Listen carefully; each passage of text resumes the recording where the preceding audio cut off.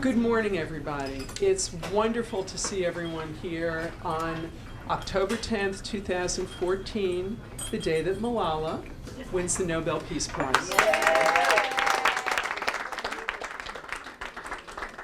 So I have to give congratulations to our library director, Susan Riley Laura Eckley, for coming up with this brilliant idea, and the planning couldn't have been better, right?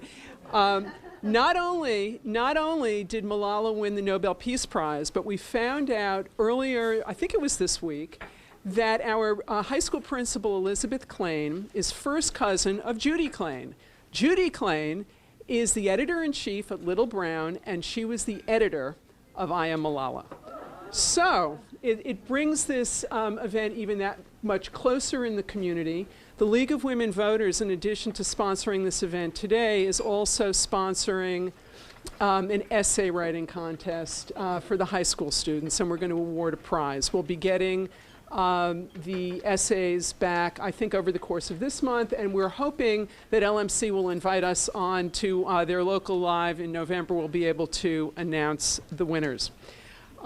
Just a couple of announcements. I want to introduce you to Alice Pernick, who's taken over as president of the League when I stepped down in June. I want to acknowledge that we have Senator George Latimer here this morning. Welcome, Senator Latimer. We have County Legislator Catherine Parker here. Welcome, Legislator Parker. And we have many distinguished members of the community. They are taped. They are available on LMC-TV. My takeaway from the debates is that there's a lot of campaign information going out, and the League of Women Voters is really proud to be able to provide these debates.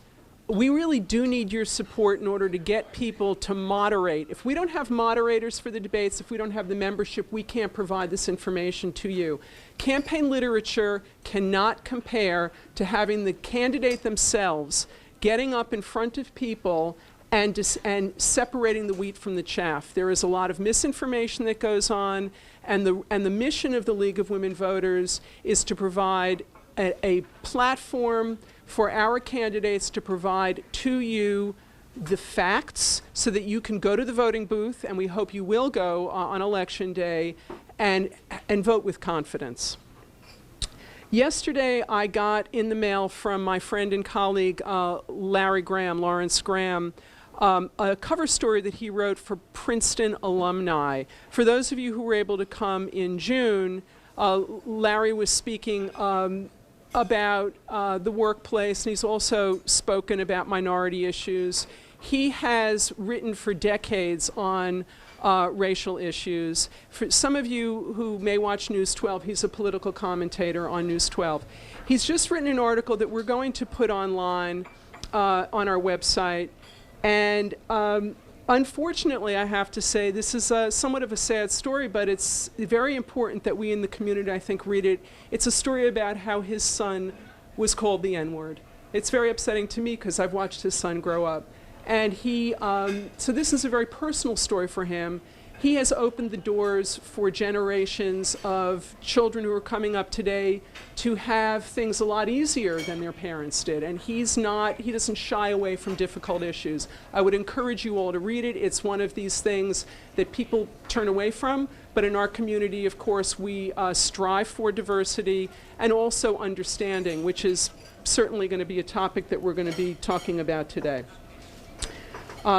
In keeping with our theme, we will connect with our book, One Mamaroneck, One Community today, I Am Malala, about Malala Yousafzai from Pakistan, who, along with the support of her father, had the courage to seek, even demand, education for girls in a country which resists the concept. And she was shot by the Taliban. Actually, 2 years ago, was it yesterday? 2 years ago yesterday, and so 2 years later, she's won the Nobel Peace Prize. One Book, One Mamaroneck is a program initiative hosted by the Larchmont and Mamaroneck Public Libraries, which seeks to unite our community through reading and programs such as the one that the League is sponsoring today. As I mentioned, it is the brainchild of our library directors, Susan Riley and Laura Eckley, who are here with us today. I mentioned our essay writing contest, and I mentioned Liz Klain's connection to Judy Klain. We have available today, I believe, do we have the event guide here, Laura? We do. So for those, there are events, and it's on the website, that are sponsored all throughout this week. Tomorrow, Girl Rising is going to be shown at Larchmont Public Library, and on September 25th, Mamaroneck Public Library is a special panel titled Empowering the World's Women, which is going to be moderated by Professor Joan Caton, is it? Yes. Who is here with us today. So before you leave today also, we've been asked to have you fill out this survey. We want to make this a community event every year, and we want feedback. So we want to be able to give that back to Laura and Susan.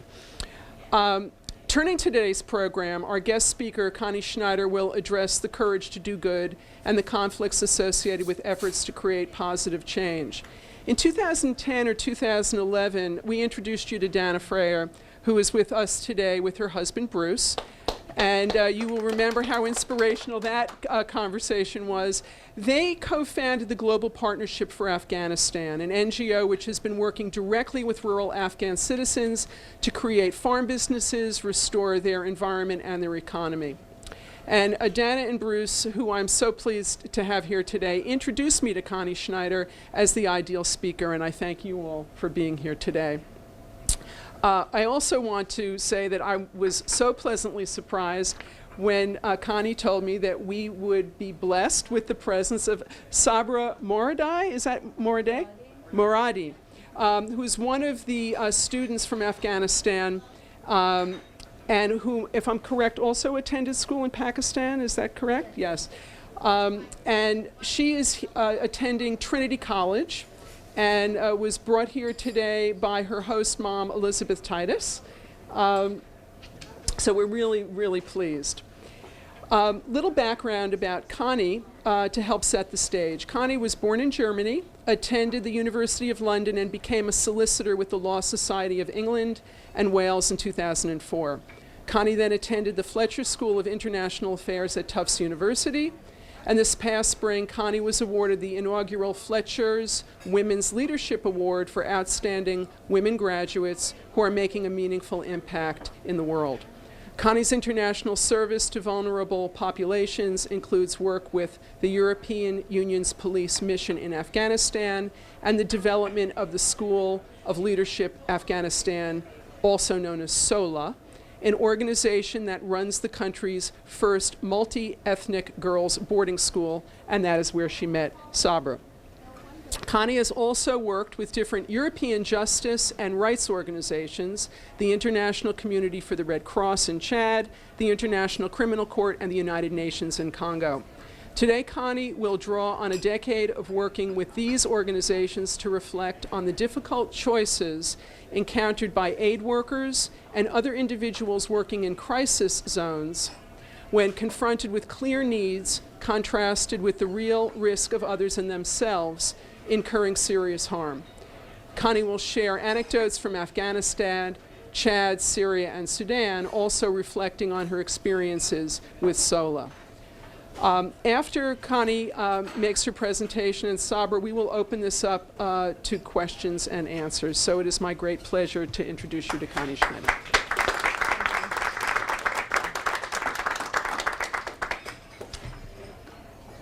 Well, thank you for having me. Thank you, Beth, and ladies and gentlemen. I know that this microphone doesn't actually carry, so can you all hear me in the back? This microphone will not make it any louder, but I'll try and speak, and if you can't hear me, then, just shout, and I'll try my best. So it's a great pleasure to be here, especially as Beth said today. I mean, we woke up this morning, and I think we were all slightly trembling a bit that today Malala won the Peace Prize, which is pretty fantastic. But I would like to start by actually inviting you to think about an everyday scenario that has nothing to do with Malala or Afghanistan. So imagine that on your way to today's event, you had come across a young man standing in the street holding a child in his arms and waving frantically at you, looking visibly distressed. And I'd like you to think for yourself if you had stopped the car, if this had happened. And what if the child were visibly sick, and if the father asked you to take them to hospital? Would you take them to hospital? You know, blood on the leather seats, smelly vomit in the car. What if the disease were contagious? Or what if, even worse, this was all a scam and the man was actually looking to kidnap you and ask for ransom instead? So, would you have stopped the car and would you have taken them to hospital? I will return to this scenario, but in the meantime, I want to look at it with respect to individuals like Malala, who are trying to bring positive change to the world, with respect to girls like Sabira, who are making such a difference. And we just said yesterday, 2 years ago, Malala was shot. So that's a big day. But tomorrow is the International Day of the Girl. And the theme of the event tomorrow is actually ending the cycle of violence through empowering adolescent girls.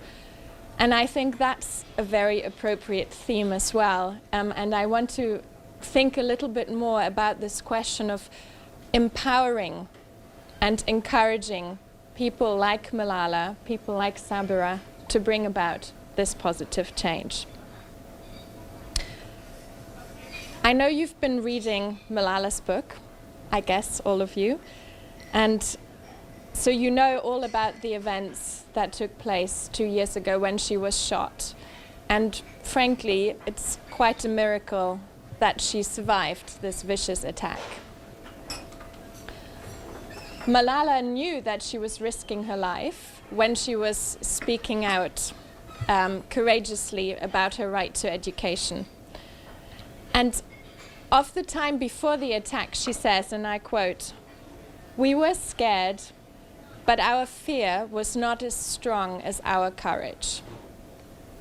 And even now, after all the horror that she's experienced, and even now that she continues to receive threats for her life, she always says that the terrorists will never change her ambitions or her goals to strive for an education and to speak out. And of course, it is precisely this courage in the face of such frightening threats that have led to her being awarded the Peace Prize today. And in writing this talk and reflecting on the years that I have been working with girls like Malala, and thinking about the question of courage on the one hand and of empowering on the other, and what it takes for girls like Malala to continue this fight, and for people who support Malala to continue supporting her, I realized, or I believe, that there are actually two components to this question of doing good and of fighting for things you believe in. And for myself, I call them front row courage on the one hand, and then back row encouragement. And the first is this, it's the courage of these girls in the front row, the girls who are directly affected, who continue to demand a right for education, undaunted by the challenges that they face. And at the School of Leadership Afghanistan, short SOLA, we recognize that courage is actually the first step that these girls have to take. And it's reflected, thank you, it's reflected in the school's motto, which is courage to grow, knowledge to lead, and power to change. But courage is that very first step. And so the focus of my speech will not be on front row courage, but I am so excited and so pleased that Sabira Muradi is with us today. There she is. And Sabira actually knows Malala, and she'll be talking about this a little more later.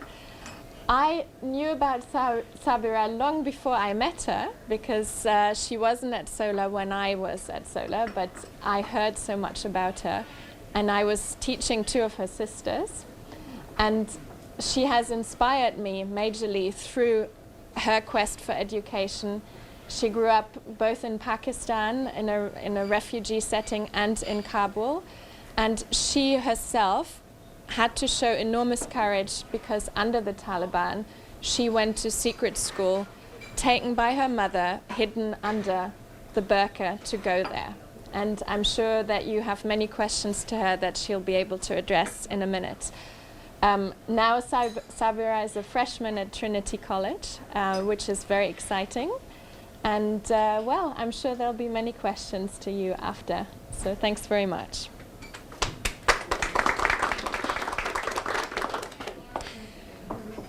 So I want to speak to you about the second element that I just mentioned, the basis of my talk. So the position of those of us in the back row, the enablers or the empowerers, to use a slightly awkward word, you know, the Liz Tituses who are here to help people move forward. And I want to talk to you about the fact that supporting the right cause, even though, you know, we think or we know it's the right cause, is anything but straightforward. And it almost always involves tough choices. I call these choices the back row dilemmas. And I would like to look at 3 lessons which I've kind of drawn from my experiences working in difficult circumstances. And they are the following. Number 1 is the fact that doing good, however we might define that, and I'm sure we all have different ways of defining it, but doing good can really cause you sleepless nights. It's never easy. Number 2, doing good can easily turn to meaning doing bad. And number 3, doing good requires taking positive action. And actually, I think having, you know, doing this talk in front of the League of Women Voters, I think this question of positive action is actually a good theme. So, starting with this question of doing good can cause you sleepless nights. What I'm really talking about here is this question of guilt that you can feel when your actions and your commitment can put other people at risk. And I want to quote for you from a speech that Malala's father gave during a TED Talk in March of this year. And he was reflecting on the immediate aftermath of the attack. So this time 2 years ago, this is what he says. "It was a doomsday for my family and for me. The world turned into a big black hole. While my daughter was on the verge of life and death, I whispered into the ears of my wife, 'Should I be blamed for what happened to my daughter and to your daughter?' And she abruptly told me, 'Please do not blame yourself. You stood for the right cause. You put your life at stake for the cause of truth, for the cause of peace, and for the cause of education.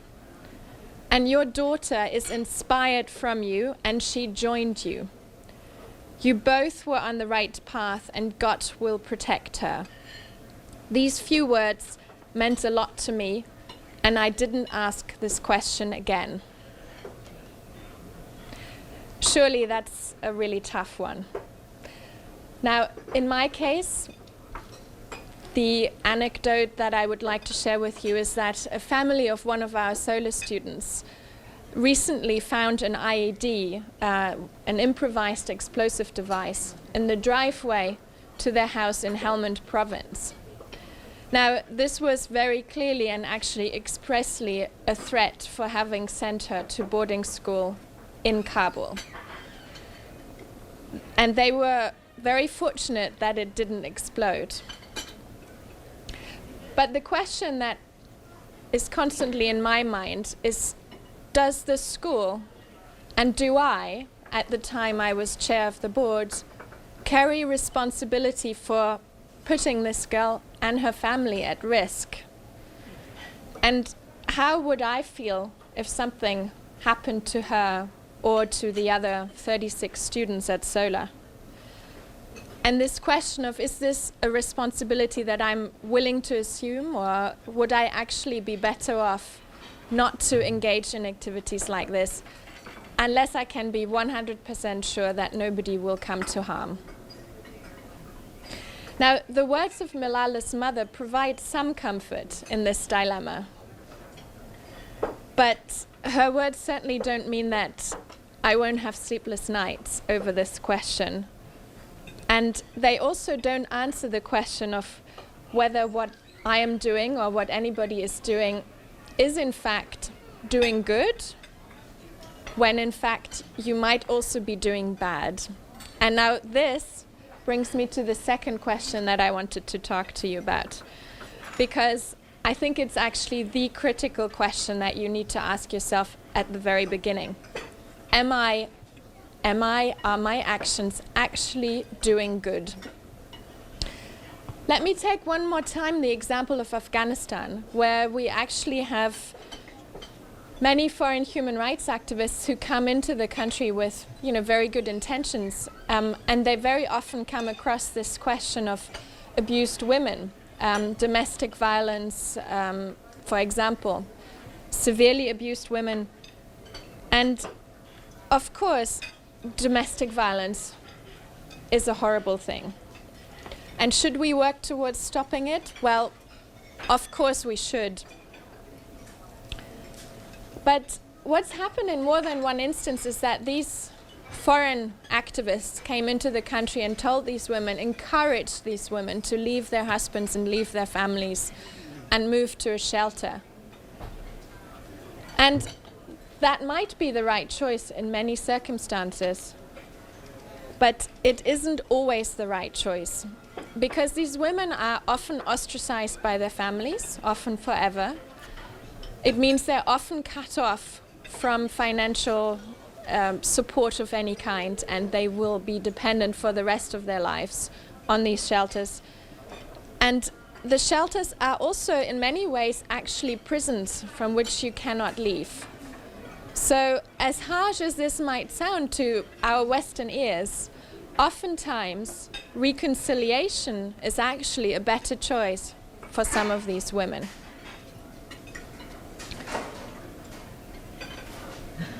In 1991, or 1999 in fact, a woman called Mary Anderson developed a system that has since become a staple of humanitarian principles, and it's called the do no harm principle. Maybe you've heard of it. And basically the do no harm principle seeks to counter that mistaken belief that as long as you have good intentions, positive effects will follow. And I think that's a very important realization, that good intentions are not good enough. It's not enough. You have to understand that all of our actions and all of our assistance have impact, and that this impact can be negative as well as positive. So I don't mean to imply for one second that this means that we shouldn't take action. Quite to the contrary. What I think this means is that in the actions that we take, we have to be aware of the local context, and we have to be aware of the effect that our actions have.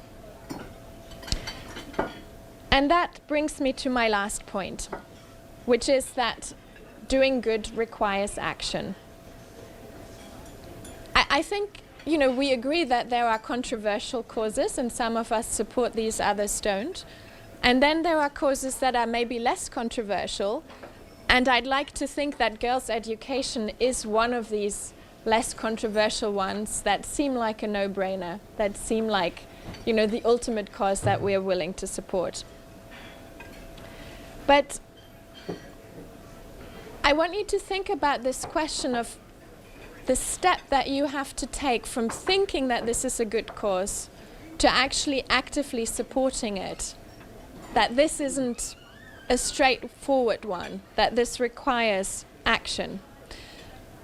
And many times people come to me and they kind of murmur something like, well, of course it's easy for you to do something because you're already on the ground.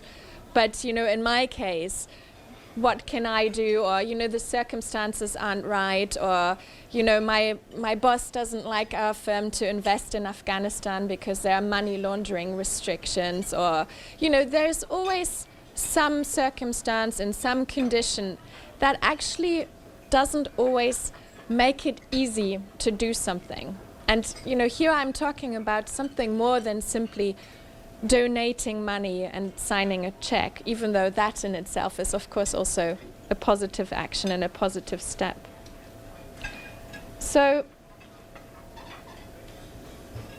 I want to just highlight the fact that even though people think that doing good or getting engaged simply because I'm on the ground isn't actually the case, because working for large organizations in places like Afghanistan or like Congo or like Chad actually makes it kind of hard, or as hard as for people here to be engaged, because there are very limiting circumstances.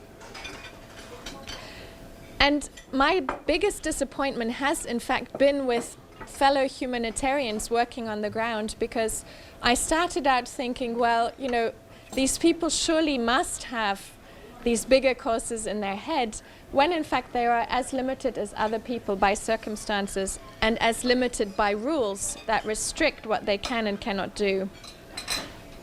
So I want you to look back on this question that I asked you at the very beginning of this talk, the question about, would you have taken the man, the father and his child in your car?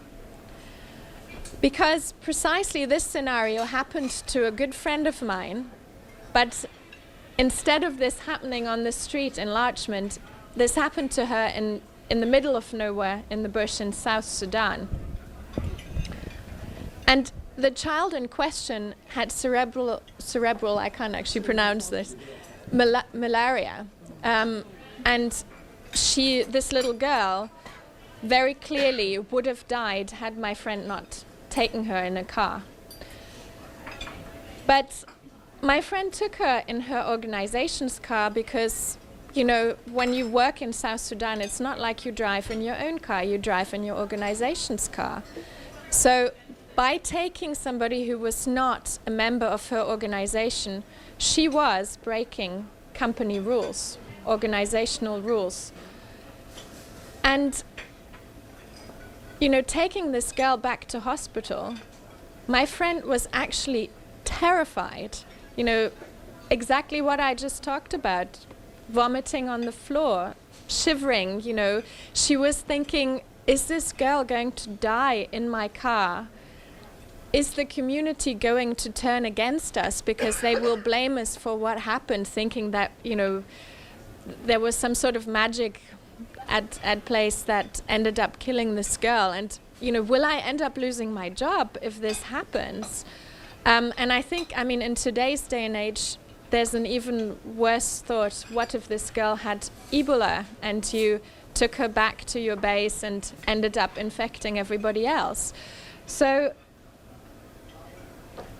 I want you to realize that the question is never clear-cut. You know, yes, there's a sick child in the road, and, you know, I'm guessing that most of us here care enough to think, of course, let's take this child to the hospital. But then actually taking that action is something that can be terrifying. And once again, I don't want to say do not take action, quite to the contrary, but I want you to think about what it takes to take action.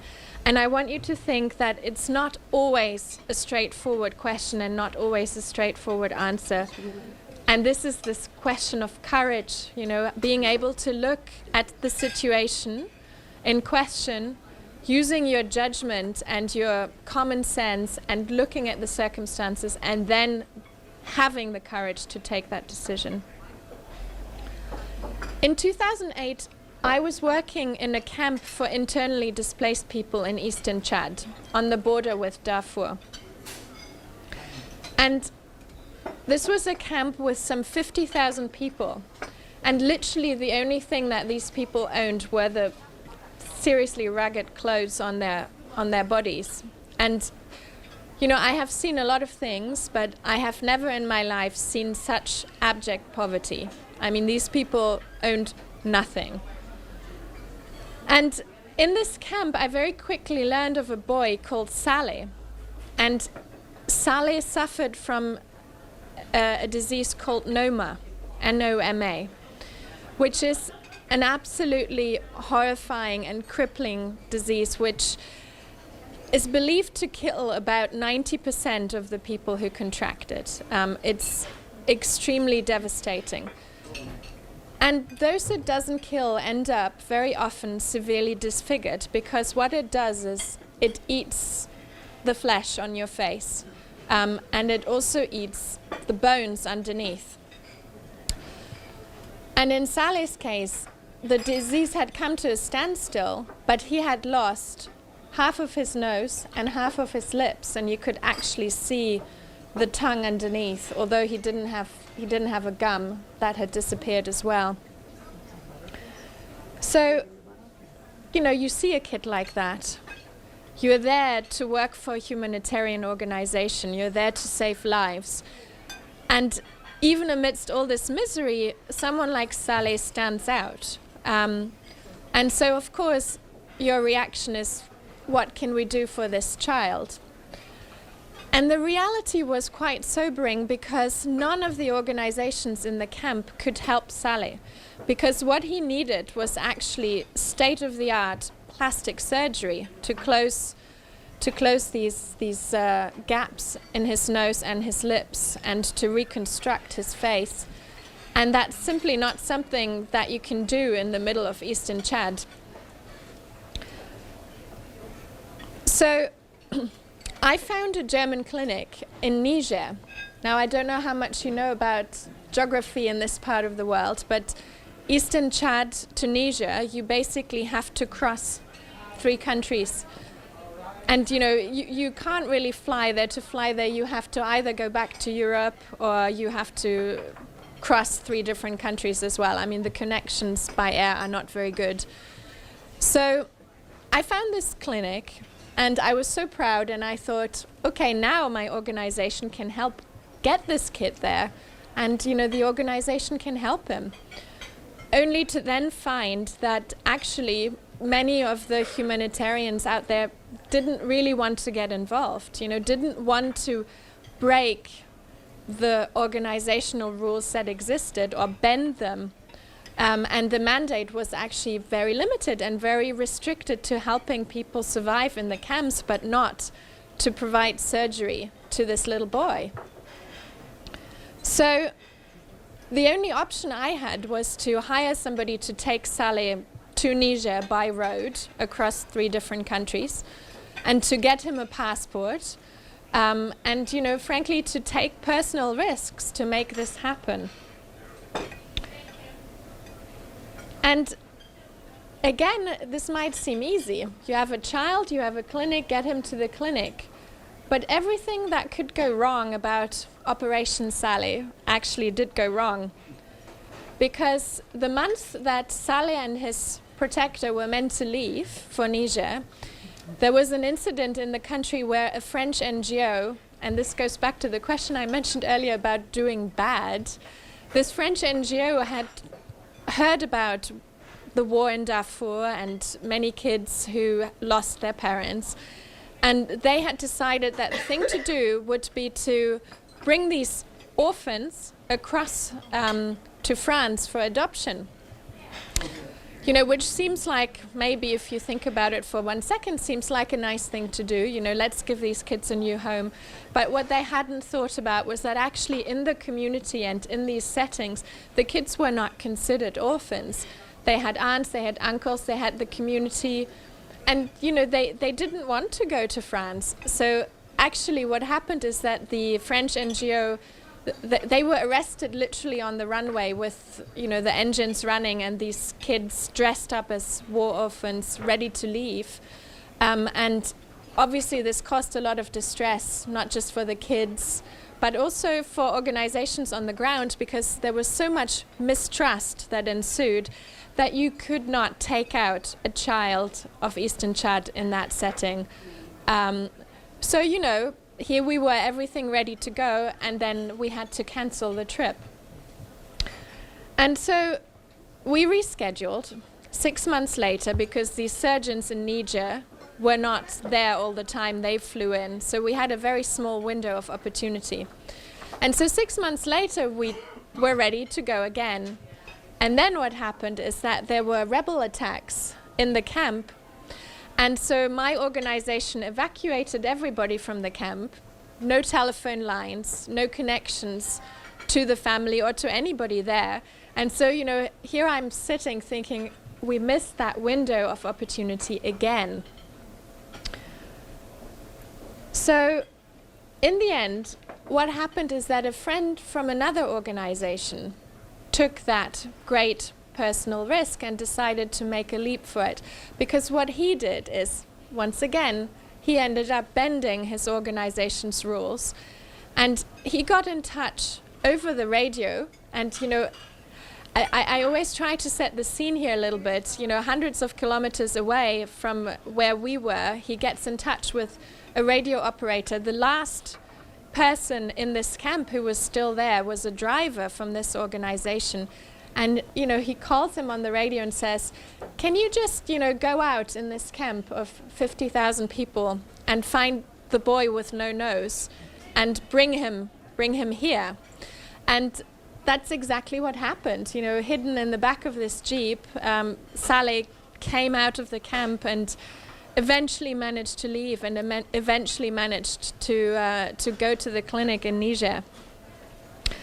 But I guess what I'm trying to say is doing good is never easy. It's anything but comfortable, and it actually requires you on multiple occasions to balance what you believe to be right, to think, is it right? Is this the best thing for the child? Is this the best thing for what I'm trying to achieve? And, you have to get out of your comfort zone, and you have to be willing to take a certain risk and to bend certain ways, certain rules that have been established for a reason, but that might not hold true to your convictions in that particular circumstance. So,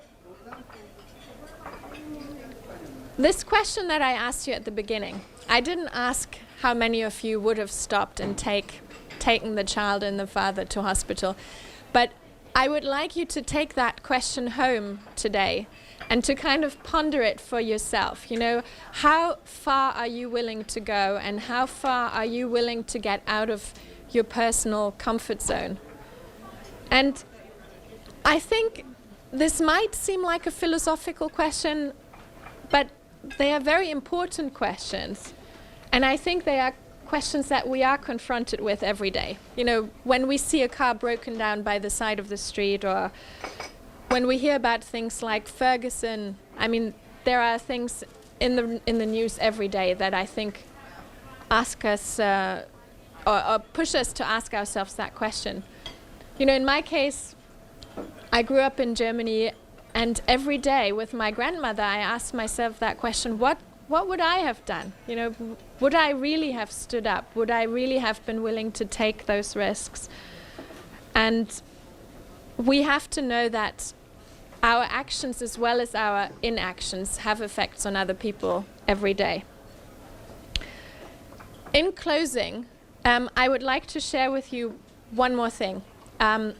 This is the story of a solar student from August of this year, so very recently. And I think it really brings home this fact that Malala was shot 2 years ago, but the risks continue. So this is another student who is now studying in the US. But in August, this girl was calling home in rural Afghanistan, and when she said salam to her mother over the phone, her mother burst into tears and couldn't stop crying. And this girl was trying to find out what was happening, and the mother simply couldn't talk. And eventually, this girl's sister took the phone and she said, "You know, I saw another body in school today. And what had happened is that men had abducted a girl from school. This was the third time this had happened over the course of a short time, and had raped this girl and cut off her head and then left it in front of the school, naked. And then the mother of this girl got onto the phone and she asked this Solar girl this question. She said, "Should I risk their education for their lives? Or should I risk their lives for their education?" And I think, you know, this is the very crux of the dilemma. Should we refrain from actions that we know will help make people's lives better? Or should we refrain from doing that so that we spare these people the risk associated with these actions?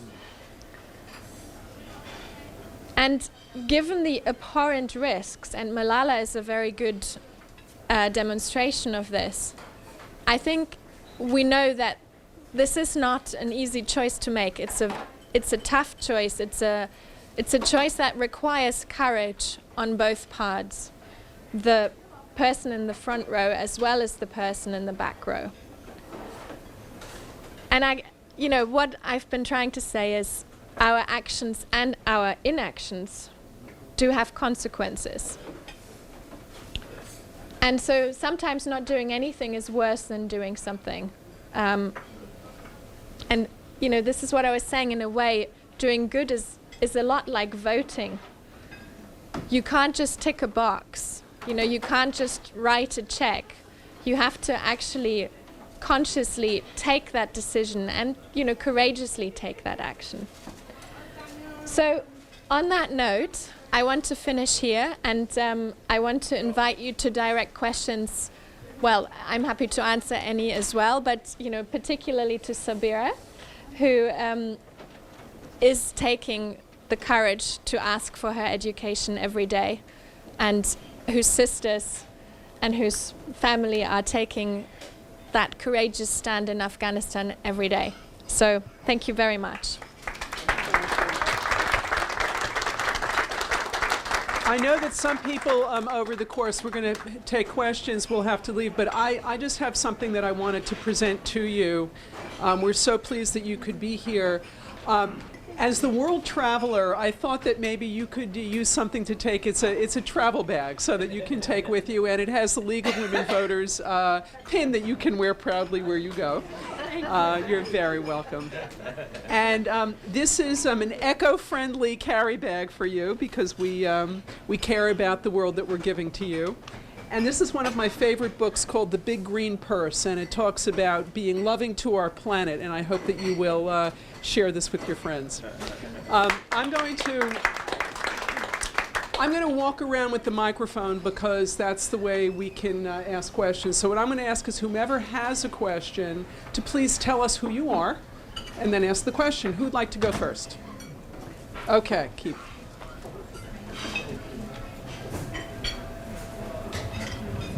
First of all, thank you very much for your presentation. It was very good. It's kind of unique that in this day and age, when you ask that question, maybe a week or 2 weeks ago, but presently with the Ebola scare and what people are going through today, and the CDC probably not giving us the full effect of it. Your question is very valid, but the first thing I thought about is, are people today really afraid to take that step to help somebody, especially in their comfort zone? Your question is very valid, but to be very honest with you, you would have to just pretty much evaluate it. So it can't be a broad stroke question. It has to be very specific as to when, where, how, or why.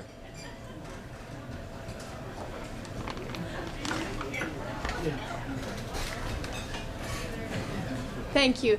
I fully agree with you. I fully agree with you. I think the one thing that I was trying to get across is don't be naive, you know, and I think that's the lesson that I took from the Saleh case, that actually I'm not sure I would do this again today.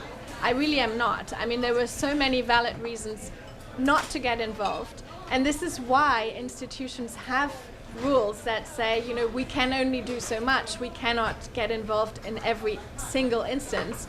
And, you know, the risks are so huge. There's so much that can go wrong. And so I think that, you know, 10 years later, for sure the lesson that I have is doing good can be a very naive thing. And, you know, we can't always do something. But precisely what you're saying is what I would also say. You have to look at the individual circumstances in each case, and you have to balance that question. You know, I'm the last person to say, you know, take someone in your car if you end up infecting everyone back in the base. I mean, that's horrible. But I think as individuals, whether we're in South Sudan or in Afghanistan or enlargement, there are things that will happen to us that will require us to think about this. And I think the beef I have with much of what's going on in today's world is that people don't even stop to think because they are afraid of having to ask themselves that question and of having to balance, right? It's so much easier to just look the other way and pretend you haven't seen than to stop and think and make that informed decision. Sabra, I'd like to give you an opportunity to speak to us, and I'd just like to open it up. I want you to tell us what you'd like us to know about your experience and also a little bit about how you feel about being in America. Thank you. Hi everyone, it is a great pleasure to be here this morning. My name is Sabra Muradi and I am from Kabul, Afghanistan, and I came in the US 4 years ago when I started to come for high school here, and prior to that I attended the School of Leadership Afghanistan, which Connie is a board member of that school, and Miss Dana and Mr. Bruce are the advisory board members of that school. I went there in 2008 until 2010, and I started to study English and math and just like broaden my confidence there. And after that I came to the US, and I attended 3 years of high school at Marianopolis, which is a school in Thompson, Connecticut, and a year of postgraduate school in Greenfield, Massachusetts. I took that year to improve my English because prior to coming to the US, it was only a year that I studied English, and I found it very challenging for me to do homework, to do the reading. It took me like twice, like as my other classmates took me, like my world history class took me hours and hours to finish and to have like an understanding what is going on in the text. So I took that year to just improve my writing, my reading, and until I don't face like any challenges in college, which I'm very happy that I made that decision to do, and now in college I am doing very well. So. And I should say that coming to the US was not an easy decision for my parents and for me. I had family members that they were opposed of me coming to the US, especially like a teenage girl, like a 15-year-old girl to come to the US. I had uncles who didn't speak with my parents, and they said like my parents are crazy and they're like lost of their mind, how like they can send like their teenage girls in a Western country. But my dad, who is my hero, always tells me, my sisters, and to everyone, and he even spoke to my grandmother, my other family members who are opposed, that she is my daughter and she will cross any border for her education and her for future, which I always like. He is my hero, and I keep that in mind, my family, and my thing that I should be like a role model for the other girls, and always work hard to get something good back home, because that's like my father made that sacrifice for me, and I shouldn't put him down, because everyone like in the family was like against him when he was making the decision of sending me to America. So it is a big responsibility for me, and opening the ways for my sisters and for my other cousins in Afghanistan.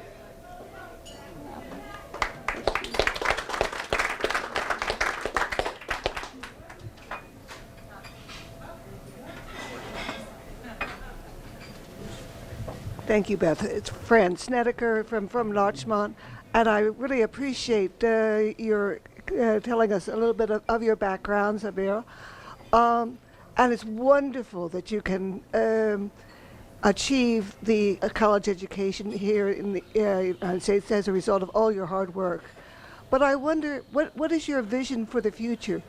Once you have achieved that very important step for yourself, how will you make it count for your sisters and brothers back at home in Afghanistan?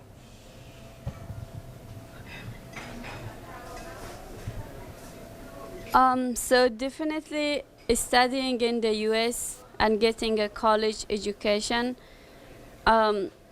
here and going back to Afghanistan will be a big challenge for me. First, like just adjusting back to my society and living like their expectations and their things. Like I have changed a lot. Like I can see myself like as a teenage girl who first came here, and now what I think of, for example, arranged marriage or like other things. So it will be a big challenge for me, but I think I am very like ready to face any challenge, because the challenges will bring change in our society, in our community. And for my sisters and for my brothers, I should say that it was me that I came in the US, and that affected my cousins and my family in a bigger way, to allow their children to go back to school. So my sisters now, one of them is in Oregon Episcopal School. She is a freshman this year. And my other sister is at Sola studying in Kabul. And that was because my parents like understood, or my other family member, that how of like going to school is important, how it can open like doors in the future. And also I had cousins, and that their parents never allowed them to go to school, especially the ones who were in Ghazni province, which is in the south, because of the Taliban, or because of just the ingrained beliefs of like people in the community. They try to overcome of that, and myself like encouraging everyone to like education is the only way for our success, and if we go forward. So they send like most of their children and back to school. And one of my cousins, that the school was closed in Ghazni province, she made the decision to move to Kabul, and she is living in my family now to study in Kabul. She is 1 year behind in school, because the school didn't take her because she was in the mid-year, but she is still staying and like have private tutoring, and to go next year into like her last year of high school in Kabul. So that's like a big change for my family, and like for my entire relatives, and like my other bigger cousins and aunts who didn't who were like behind of their education because of the Taliban, that the schools were closed for them, and the civil war. They were like behind of their school education for 7 years or 8 years or 9 years. Some of them, they didn't go to finish their high school or like the college level because of they were old and the family and everyone, but now it is changing. I have like a cousin who is probably 26 years old, and she is just starting college in Kabul. Yeah, so very, very big for my family. Yeah.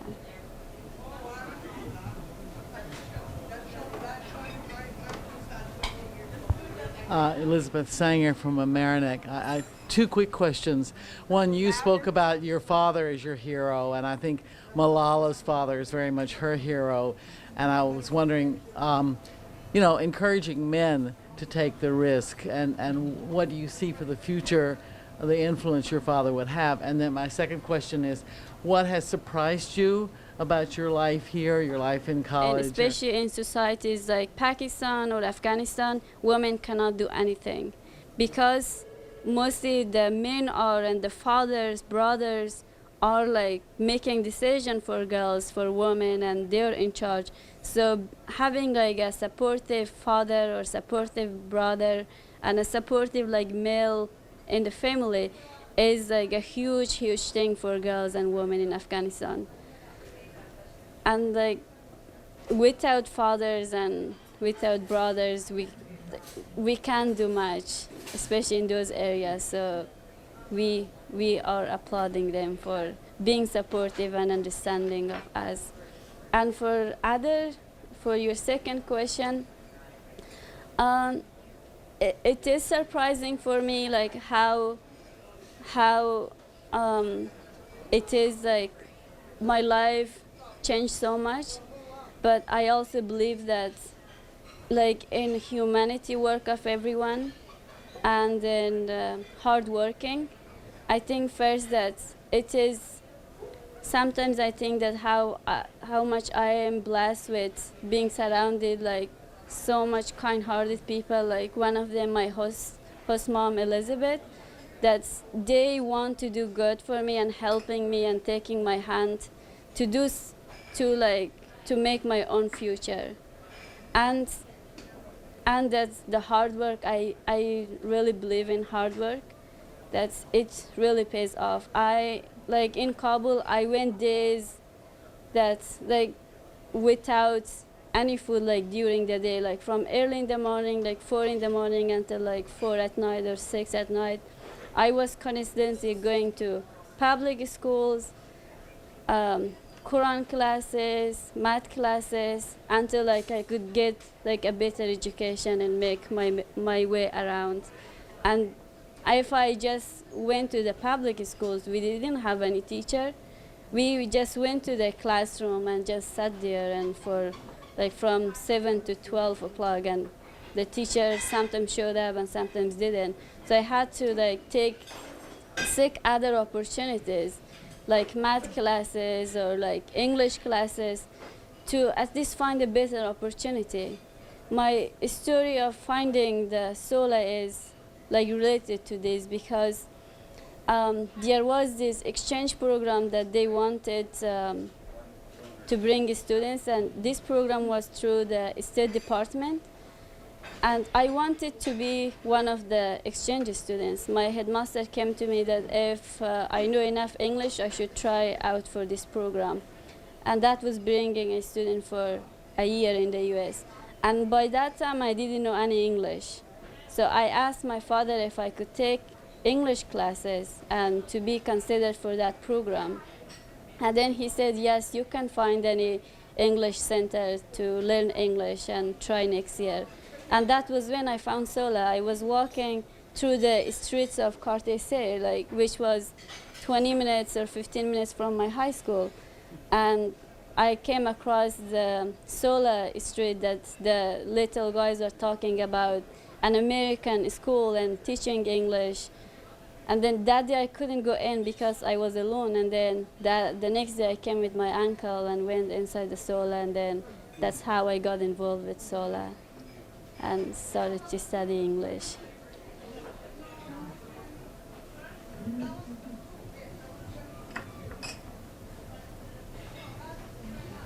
Sabra, I'm so delighted that you're here and that we have a chance to meet you. I have a question about your father.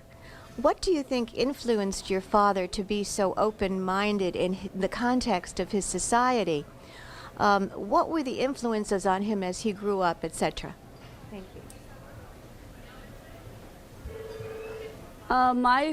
I think another force behind my father is my mother too, and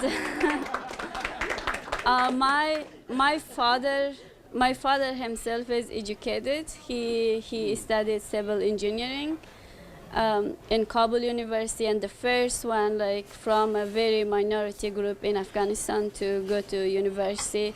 But he had other consequences of going there too, that he got in trouble for some years. But my mother didn't go to school. She went to school like until like fifth grade, and then after that, like, her father and her mother made her to not continue school because the Russians were coming and the things, and a lot of like mistrust was going on in the community. So they took her out of the school, and that was a big influence for her, that she couldn't read, she couldn't write, and she was always telling me that I am blind because I can't read and write, and that really made her to educate her children, and that was like a big dream for her, like to have educated daughters, educated like sons, and she, because of the civil war and the Russians, like, it drastically changed her life and never was able to get even like classes. And that itself, and also my father, that he himself could go to school and not like his sister or like his wife, and he knew like how important it is for girls to be educated and to have like a college degree.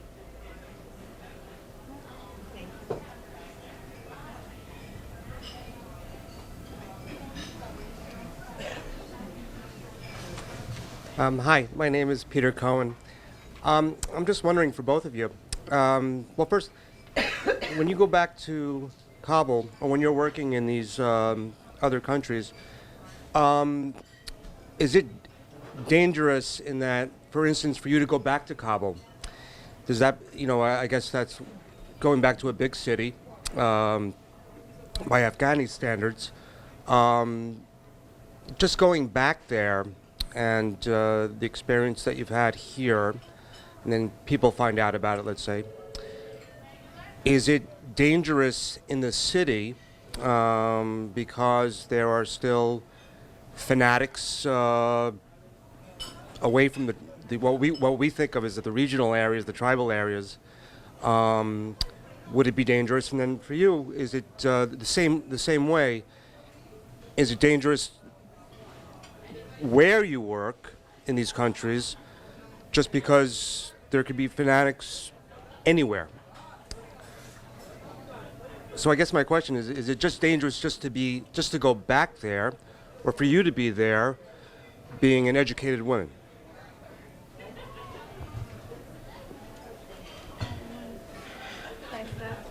Okay.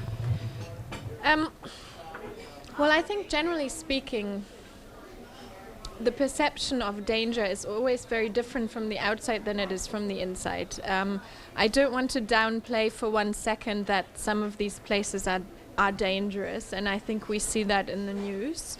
But of course, it's always the bad news that attract attention. You never hear about the thousands of people who live and work in Kabul quite freely. And I think Dana and Bruce are actually a good example of people who get on a plane and move around quite freely many, many times. In fact, more so than I, because I've always worked for large organizations, and this is what I was saying earlier about limiting circumstances. You know, many of these humanitarians or aid workers or development workers go out to these places and are then limited by very tight security restrictions that are put in place for a reason, so that they're not put at risk. But that also mean there's nothing you can do, because, you know, they say, well, you can, you know, move in an armored vehicle with 2 bodyguards, but, you know, don't go and talk to the locals. So again, this goes back to the question of you making choices for yourself, how you want to handle that and how you want to live your life there. But so is it dangerous? I mean, these days I think there are risks in a lot of things that we do. At Solar, for example, yes, security is something that is taken very seriously. And again, it's a question that you have to debate in things like, you know, do we post things? Do we publish? Do we publicize what we do? Do we talk about the successes of the students? And that is not an easy question. I think there's a good balance that the school has in terms of keeping a low profile in the city itself. You know, no signs, talking to the neighbors a lot to make sure that the neighborhood stands behind the school and supports it. But similarly, if you want to spread the good work that you're doing, and if you want to get support for it, you have to talk about it. So it's a risk that you have to look at and balance and then make your choices. For me, see, it is definitely not what you see like in everyday's media. That's there is like no positive, but like the explosions and the suicide attackings, like in the like especially in Western newspapers, there is like a normal life there going on, like aside from that. But in my case, so I have been twice back in Kabul since I'm here, and every time that I went, I definitely like don't dress like as I dress here. I do wear my hijab. I do wear like the traditional clothes, and I am like I walk freely on the streets and things, but I am just being careful. I don't talk a lot that I came from the USA, and I don't talk like that I attend high school or college in the US. I'm just like a normal person there, but I just don't talk about the US that much, and that's like my parents want me to be careful, like not to say anything about it to the neighbors or like to everyone. So just normal person. But one thing is I don't have that much freedom as I used to, like when I went to school. Like I walked everywhere, but because my parents are being so cautious, then they don't let me go like everywhere by myself. They want me to go like to be escorted with someone. Sabra, you were there in August. Could you explain how one of your grandmothers had changed her thoughts about your being in America? The comment was about how one of your grandmothers changed her thoughts about being in America. So one of my grandmother, she was totally opposed to my studying in the U.S. and she didn't speak with my mother for a long time for sending me and all those. And then I didn't see her in 2012 when I went back because she was traveling. And in this past summer, I saw her, and I saw her like after 4 years. And I was impressed by how she found me, and then she said she was very proud of me for being so mature and understanding and for being mature. So that meant a lot for me because that coming from my grandmother. I think we have time for a couple of more questions. How's everybody doing? Isn't this an incredible experience? I think we're so blessed today.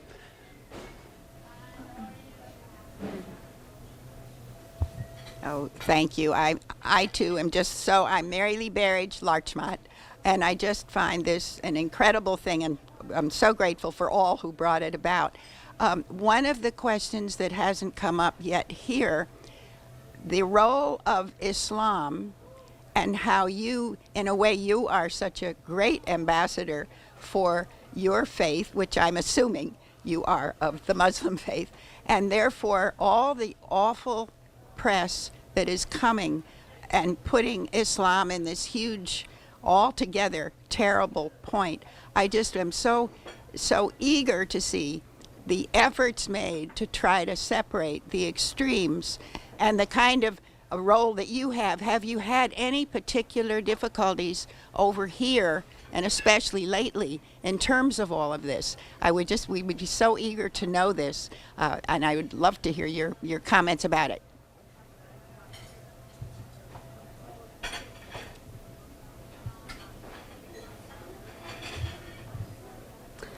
So thank you for that question. I think that's a very important point. Islam is a religion of peace and not cruelty, and not the way that the Taliban interprets it or the ISIS interprets it. It is definitely like a religion of peace and like bringing everyone together and like light. So when the Taliban are saying that, oh, girls are not girls are not allowed to go to school because the Islam says, that's totally wrong of them. It is Islam, like in the Quran says that reading and writing is like an obligation for every Muslim. So that's a different interpretation and things that they are thinking of it. And for me, I haven't had any issue of like any discrimination or racism here. In the U.S., I attended a Catholic school, and I did wear my hijab for the first 2 years in the year, and I did even participate in the masses that they hold in the church, in the chapel, and I did participate even I read like in the mass. And I did some other stuff. I did respect the religion. I think there is only one God, but we have different approaches. And why should we hate for like just different approaches, different ideas? We are all different. So why we have different ways of approaching God? So why should we hate each other like for just you believing in Jesus and I believe in God or in Allah?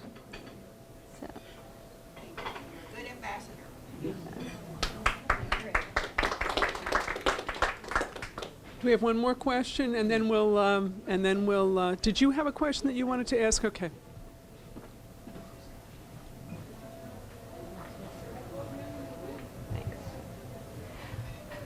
Hi, my name's Andrea Potash, and I'm so grateful to both of you for giving us this experience. I've learned a lot.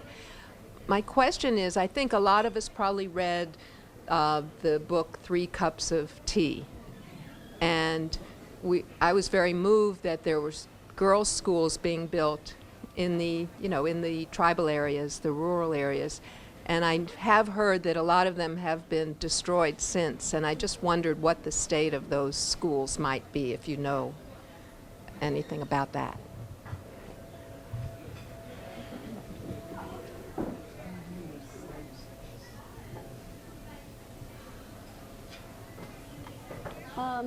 So in Afghanistan, in rural areas, like the schools that they were built by Simal Samar or like other NGOs, there are like some schools that they have been closed or at least like bombed by the Taliban.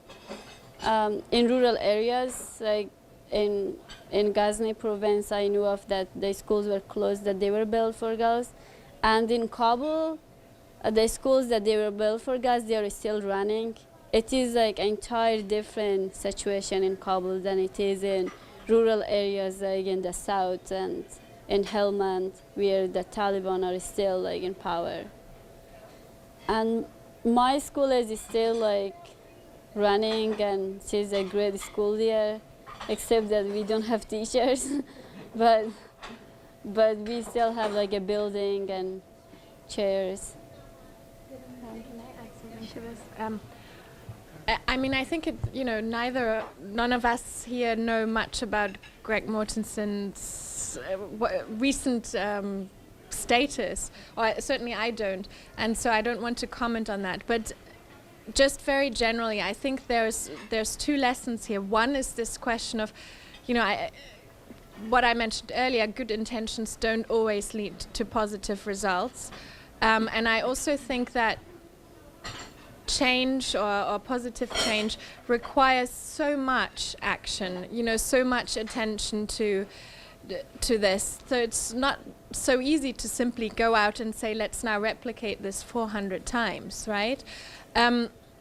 At Solar, one of the things that I think is very nice and very unique about Solar is the fact that the school is based in Kabul, but it actually purposely and actively tries to recruit students from different provinces, which means that you can, you can give a home to girls from provinces that wouldn't otherwise have this access.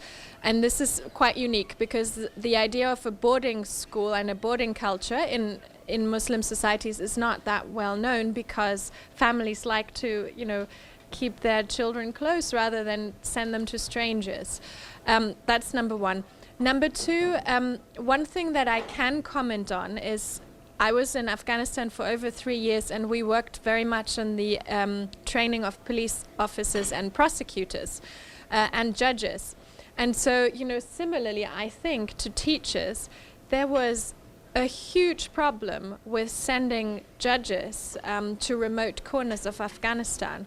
And, this is not unique to Afghanistan. The same in Congo, the same in other places I've worked in. And, I'd like to ask yourself that question again. Teach for America. How many of you would like to go and teach in some really isolated place of the US where, if you raise your kids, you raise them far away from everything that a place like this close to New York has to offer? And, of course, that is the same in Afghanistan. Populating these schools with teachers is difficult because of everything else that's related to this country. So, I mean, that doesn't give you an answer, and, it sort of just reiterates that there is an issue and that it's a huge challenge. Bruce, did you want to say something? Yeah, our experience has been quite varied, and I'd just like to make the point that it's one thing to build a physical structure, and I'm not going to comment on Greg Mortenson either. It's one thing to build a physical structure, but it's another thing to think about what you're going to put into that structure to make it a viable and sustainable entity. I mentor a young man from a village, and a well-known personality in the United States, I won't go into the story, built a school in his village, the first school that was there. The school sits there. It's a building with walls. There are no sanitary facilities, there's no water, there are no teachers. Afghanistan has not put priority into paying teachers an adequate salary, but that cuts across the realm in terms of the national police and the military as well. So you're talking about a society that when we went there had absolutely no infrastructure. And in the last 10 years, it is amazing what has happened, but it is still far short. So it's fine to build the structure, but you need the teachers to do it. And sometimes when you do get the teachers, they're not even high school graduates. So they're 2 lessons ahead of the student, and sometimes not even 2. So it's a problem, but I think Afghanistan is beginning to tackle it. And it's amazing the number of students that are back in school, whatever that school might be. And so it takes time. You cannot take 30 years of war and destruction and expect in 10 years to build a country back to where it was at one point. It's going to take decades. We have one more question. Did you have one question? Yes. And then we're going to... Hi, thank you all very much for putting this together. This has just been this has just been an extremely educational experience for me. I would like to just ask you about the education not only of women and girls, but also of boys and men. I know Malala is she's very behind boys also becoming educated.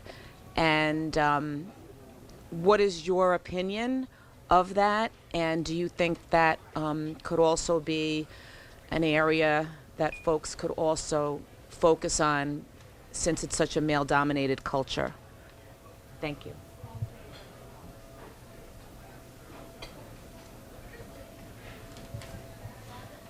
Thank you. And for this question, I also suppose that males are as important as women in the infrastructure of a society. And in Afghanistan and in Pakistan, like in rural areas of Pakistan that I have been there, it is the case is that the males that they have the opportunities women don't have. Like there are schools, like very good schools for boys in Kabul, but not any for girls. And there are like